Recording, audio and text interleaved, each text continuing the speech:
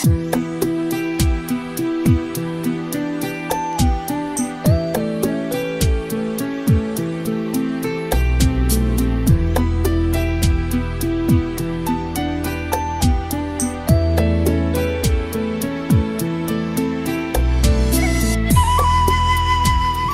хатын кыз, әгәр син булмасаң, сүнәр иде дөнья, булмас иде җирдә тереклек.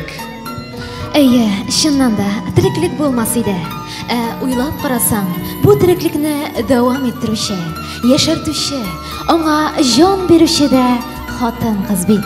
Хатын кызның тормышыннан канәгать булып, ихластан елмаюы зәңгәр күктә кояш балкуына тиң.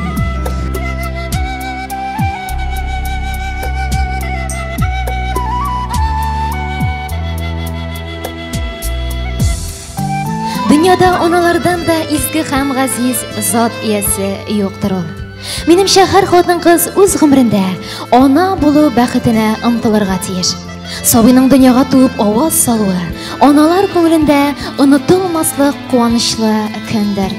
Баланы киләчәктә җәмгыятькә файда китерердәй кеше итеп үстерү һәр ананың изге бурычы. Шулай булганда гына ул үзен чын мәгънәсендә бәхетле итеп хис итә. Сабый дөньяга килгән сәгатеннән үк аның йомшак кулларын сизеп, күңел җылысын, ягымлы карашын, мәхәббәтен тоеп яши. Ана өчен бала җир йөзендә бер нәрсә белән дә тиңли алмаслык кадерле йөрәк парәсе. Бу заманда һәр кешегә җылы учак, сыеныр урын кирәк.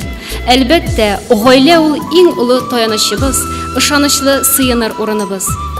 Көн үзен дөнья куып арган адәм буласы, гаилә шыгында аз гына булса да рухи көч, ял һәм дәрман җыя. Гаилә гомергә яшәешнең башлангычы булып торды. Ул кешенең терәге, җәмгыятьнең рухи сәламәтлек чыганагы.